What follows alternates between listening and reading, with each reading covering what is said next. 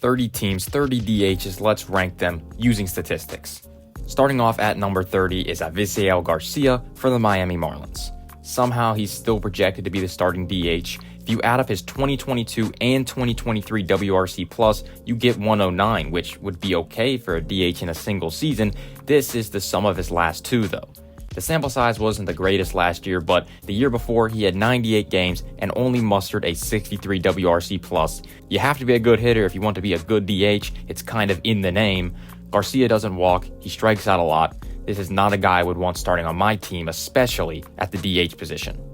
At number 29 is Jesse Winker for the Washington Nationals. Last year, he was dealing with some injuries. He actually came out and said that the reason for his bad performance was the injury, which is plausible, but if you look at 2022, he wasn't all that amazing either. Barrel rate reached a career low, exit velocities hit a career low, and that carried into 2023. Plus, he's a platoon guy at best with a career 78 WRC+ against lefties. A platoon DH guy is just not that valuable. Number 28 is DJ Stewart from the New York Mets. He just doesn't really have the track record to go off of. He had some good production last year in 58 games, but that's a small sample. I wouldn't expect him to be an above-average hitter over a full season based on his underlying numbers. He strikes out a lot and doesn't really have the elite power numbers to back up that kind of approach. Number 27 is Charlie Blackmon of the Colorado Rockies. He is still making a lot of contact with an 81st percentile whiff rate. He is also hitting a lot of line drives with a 93rd percentile sweet spot percentage, which is the rate at which a hitter puts balls in play with a launch angle between 8 and 32 degrees. The expected numbers aren't that good with a 39th percentile expected slugging, and his expected WOBA was lower than his actual WOBA, meaning he was probably getting a little bit lucky. I expect some regression on the offensive side due to the underlying numbers and the age, and that's why he's so low at number 27. Number 26 is Carlos Santana for the Minnesota Twins. There's a pretty good chance that he's the everyday first baseman for the Twins, but I ranked Alex Kirilloff there for my first base ranking, so Santana will be the DH for the purposes of this ranking. I'm sure he'll get at least a few starts there throughout the season, so it's not the end of the world. He's going to be 38 years old next year. He's been around league average hitting-wise the past 2 seasons, but I expect that to decline a little bit with his age. He is still a good hitter. He walks a lot, doesn't strike out, but he just doesn't have the power that he used to have. He was in the 39th percentile in exit velocity in 2023. He's getting up there in age. I can't really rank him too high. Number 25 is Giancarlo Stanton for the New York Yankees. Stanton has his own injury problems. He likes to swing and miss a lot with a 7th percentile whiff rate.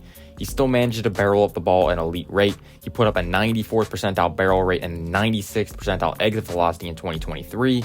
The WOBA number suggests that he got pretty unlucky as his actual WOBA was nearly 30 points below his expected WOBA, which means that production that he got in 2023 may be worse than we expect him to do in 2024. He's going to be 34 years old though, meaning there most likely will be some regression in these power numbers, but the underlying numbers do suggest that he should be an above average hitter for 2024, but the injuries, the age, it's hard to rank him high. Number 24 is Justin Turner for the Toronto Blue Jays. Although he's going to be 39 years old, Turner put up a pretty respectable season last year for the Red Sox. He was able to make consistent contact with a 91st percentile whiff rate, which leads to a lot of balls put in play, which will lead to more base hits. He's getting up there in age and will only last for so long. I put him in front of Stanton because he's been able to stay on the field and perform in the past few seasons, and you can't really say that about Stanton. Number 23 is Jonathan Aranda for the Tampa Bay Rays. Aranda has some real upside, unlike some of these guys that we've already talked about. Fangraphs had him ranked as the 72nd prospect in the league when he graduated in 2022. He's most likely just going to be a platoon bat in the DH role for the Rays, but he has put up some good numbers in the minor leagues. He absolutely dominated AAA with a 142 WRC+ in 2022 and a 165 in 2023. Obviously, there's no guarantee that those numbers will translate to the majors, which is why he's down here at number 23. Number 22 is Eloy Jimenez from the Chicago White Sox. The narrative for a while with Eloy he's been good, but he just struggles to stay on the field. Last year, he played 120 games, which is the second most out of any season he's ever played in his career, but he didn't really perform all that well. He was just slightly above league average as a hitter with a 105 WRC+. He has a big chase problem as his chase rate's in the 9th percentile. This leads to a low walk rate, of course. In terms of the power, which is what he was supposed to be known for, it really wasn't all there in 2023. He had a 58th percentile barrel rate, which is fine, but not anything crazy. His exit velocity was better in the 75th percentile, but that's not the kind of numbers we're expecting from Eloy. His expected WOBA was in just the 33rd percentile, meaning the quality of contact that he was getting just wasn't there. Number 21 is Nelson Velasquez of the Kansas City Royals. He's pretty similar to Jonathan Aranda. He wasn't as good in the minors, but in the majors last year, he put up some encouraging numbers in 53 games. It is a small sample, so we don't want to put too much weight on it, but the 132 WRC plus looks pretty good. He had 38 hits in 2023, 17 of them were home runs. That rate is obviously not going to be sustainable over a full season, but it is promising. It is a small sample, but it's a really good small sample, so I'm going to put him a little bit higher on this list. Number 20 is Brandon Drury for the Los Angeles Angels. He's been producing at an above average rate at the plate in the past 3 seasons, as in each of them he's put up a WRC plus over 100. He doesn't really stick out too much as a hitter. His walk and strikeout numbers are good. He did get consistent hard contact last season with a hard hit rate in the 77th percentile, but the contact and discipline are definitely in question. Number 19 is Andrew McCutchen representing the Pittsburgh Pirates. At this point in his career, Kutch is very good at one thing, which is his plate discipline. He had a 95th percentile chase rate, which led to a 99th percentile walk rate. This is great for the offensive production, as his on-base percentage is going to be pretty high no matter how much contact he makes. In 2023, he actually managed to hit for some decent power too, with a 70th percentile hard hit rate. He's going to be 37 years old, so the production is expected to only go down from here, but it was nice to see him play well in 2023. Number 18 is Jonathan India for the Cincinnati Reds. India is a weird hitter. He doesn't chase with a 93rd percentile chase rate, but he also doesn't walk a lot with his 67th percentile walk rate. He's a patient hitter, only swings at 56% of pitches he sees that are in the strike zone, which is the 5th lowest in the league. This means, yes, he doesn't chase, but he also doesn't take advantage when he is given pitches to hit. Just because the chase rate is good, it doesn't always mean that that's a good thing. In this case, he's not converting the discipline to walks, which is what really matters at the end of the day. He is still younger at 27 years old, so I feel obliged to put him above older guys like McCutchen because there is still room for improvement. Number 17 is Wyatt Langford for the Texas Rangers. Now, why is he this high, even though he's only played 44 games in the minor leagues? He's just a wild card. The numbers he put up in the minors last season are obviously insane. OPS through the roof, walk rate that's higher than his strikeout rate. It's a small sample, but the numbers are very good. He was the number 4 overall pick last season for a reason. The Tigers, for some reason, picked Max Clark over him. I don't know, I'm still asking that question to this day. Langford is a wild card for the Rangers in 2024. He very well could be their version of Gunnar Henderson that the Orioles had last year, or he could struggle like we've seen many top prospects do over the years. Number 16 is Masataka Yoshida from the Boston Red Sox. Yoshida came as advertised, a contact hitter, doesn't really walk, doesn't hit for too much power. In his rookie season, he put up a 93rd percentile strikeout rate and an 86th percentile whiff rate. This means he's making a lot of contact, which led to a high expected batting average in the 80th percentile, and of course, a lot of singles. I don't think the ceiling is that high for Yoshida. He's 30 years old, he's not going to be hitting for any crazy power or getting on base at an elite rate, so I think 16 is a good spot for him. Number 15 is Brendan Donovan of the St. Louis Cardinals. He is similar to Yoshida for the fact that he makes a lot of contact, but he also walks more and is younger. He's a little bit more platoony than Yoshida. He is just a 69 WRC plus against lefties and a 129 against righties. Yoshida is a little more balanced. Donovan is only 27 years old, and he has produced well in his first 2 seasons in the league. I think he'll be right in the middle of the pack in terms of DHs. Number 14 is Ryan Mountcastle representing the Baltimore Orioles. He's a little different style of hitter than the last 2. He's a big power guy, 89th percentile expected slugging with an 83rd percentile average exit velocity. The discipline and contact rate are not as proficient, but that is typical with the power hitters. He's going to be 27 years old. He finds barrels. He's your average power hitting designated hitter. Number 13 is Kerry Carpenter from the Detroit Tigers. In his first full season in the majors, he put up some intriguing numbers. The offensive profile is similar to Mountcastle's, a power hitter with subpar contact rate and plate discipline. He's a lefty, and he's decent against them last year, 89 WRC+, which compared to his fellow lefties on this list is not that bad at all. I think we could see a big sophomore year improvement from Carpenter once he settles in. Number 12 is Christopher Morel of the Chicago Cubs. In 2023, Morel posted a 95th percentile barrel rate and a 91st percentile average exit velocity, meaning the power is definitely there. The consistency, though, is lacking. That is a symptom of a 2nd percentile whiff rate and a 10th percentile strikeout rate. It's hard to be a consistent hitter when you aren't making a lot of contact. When he does make contact, though, you better watch out. I think that makes his ceiling very high, and he's only 25 years old going into his 3rd season, so watch out for Christopher Morel in 2024. Number 11 is Brent Rooker, representing the Oakland Athletics. Rooker had a breakout season in 2023 thanks to his power, 93rd percentile barrel rate, 85th percentile exit velocity. His underlying numbers are very similar to Marcell. I did give him the nod over Marcell because of the walk rate, and I think he just has the size over him. 6'4", 225. Marcell is listed at 145 pounds. I don't know how true that is, but Rooker does seem more of your traditional power hitter. He'll have a similar season to 2024 to that of his 2023 season.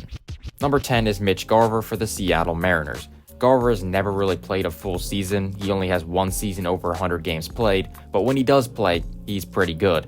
He should be able to easily get 120 games in this year with the DH position open in Seattle. He walks a lot, hits for a lot of power, but also doesn't strike out a concerning amount either. 90th percentile walk rate, 98th percentile chase rate, 83rd percentile barrel rate, and a 59th percentile whiff rate in 2023. Those are some pretty good underlying numbers. I think he'll be a good addition to this Mariners lineup in 2024. Number 9 is Jock Peterson from the Arizona Diamondbacks. He had decent production for the Giants last year, but the underlying numbers were elite. He had a 90th percentile expected WOBA of 366 compared to his actual of 331. This indicates that he was making a lot better contact than the results were showing. He has great power, 91st percentile exit velocity, and 79th percentile barrel rate. The walk rate I think is a little misleading though. The walk rate was in the 91st percentile, but the chase rate was only in the 46th, which doesn't really make sense and doesn't match up. Peterson's career walk rate has never been this good, so I do expect some regression in that department for 2024. Number 8 is Josh Naylor of the Cleveland Guardians. Naylor had a great year production-wise, but just like Peterson, the underlying numbers were also good, especially the expected numbers. He had a 95th percentile expected batting average, an 80th percentile expected slugging, and a 74th percentile expected WOBA. This means that he's making good contact. He doesn't strike out, but also doesn't really walk. He's only going to be 27 years old, so I think he's going to keep doing what he is doing. I have him down for another 120 WRC plus season in 2024. Number 7 is Jorge Soler for the San Francisco Giants. He had one of those years last year where he just crushes baseballs. 91st percentile barrel rate, 93rd percentile expected WOBA, 36 home runs. He was crushing it. Also, he was walking a good amount with 11.4% walk rate. The question is, can he repeat it? We all know it's in him, but can he do it in back-to-back years? Something he has never done in his career. But I could see him proving that wrong in 2024. His ceiling alone makes him this high. Number 6 is Kyle Schwarber representing the Philadelphia Phillies. He's just an upgraded Joey Gallo, a 3 true outcome guy. His strikeout rate, though, is not as bad. It's not good, but it's not horrible. It's under 30%. He had a top 5 walk rate in 2023. We all know the power that he has, 94th percentile exit velocity, 96th percentile barrel rate. He had 47 home runs last year, 46 in 2022.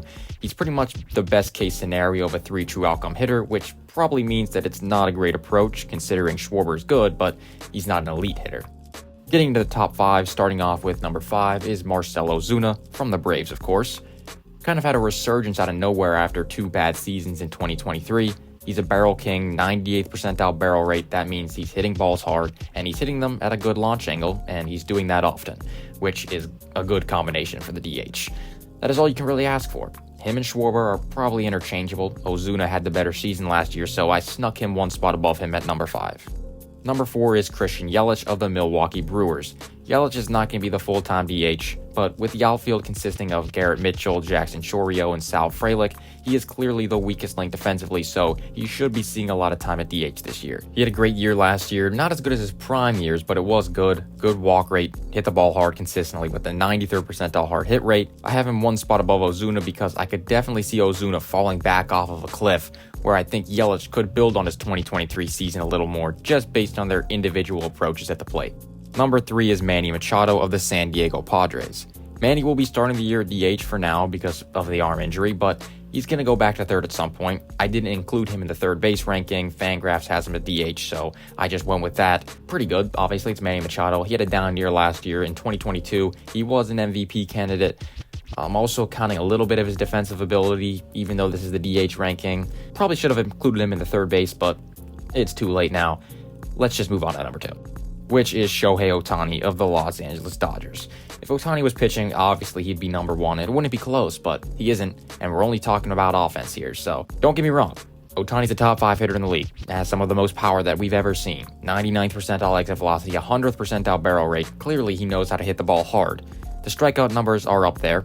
He had a 12th percentile whiff rate, which can lead to some inconsistencies. Now, we didn't see any of that inconsistency in 2023, but in 2022, we certainly did when he posted just an 875 OPS, which is still great, by the way. Also, he did have elbow surgery in the offseason, which shouldn't affect his hitting, but it certainly can't help him. Please don't take this the wrong way. Ohtani's the best player in the league when he's healthy, when he's pitching, but he's not, so kind of have to take that into account. Number 1 is Yordan Alvarez for the Houston Astros. Similar power numbers to Ohtani, but he strikes out at an above average rate in the 72nd percentile, and he has a 66th percentile whiff rate, which is much better than Ohtani's. Yordan's 2022 was a little better than Ohtani's 2023 season, and we all know how good Ohtani's 2023 season was. In 2022, he was in the 100th percentile in the following metrics: expected WOBA, expected batting average, expected slugging, exit velocity, barrel rate, and hard hit rate. Was top of the league in every single one of those metrics. To go along with that, he had a 96th percentile walk rate, and his 2023 was almost just as good, just not that dominant. Ohtani just hasn't had that kind of a season yet offensive-wise. No disrespect to Ohtani, obviously, but Yordan's just slightly better as a hitter, in my opinion. Which just shows you how good Ohtani is when he is healthy, if he's just slightly worse than Yordan at the plate and can go around and be a top 20 starting pitcher in the league on the same day. It's crazy. That's it for the ranking. One more ranking to go, and that will be the relievers. Here's the full list. Pause it if you want to review. I'll see you in the reliever ranking. Goodbye.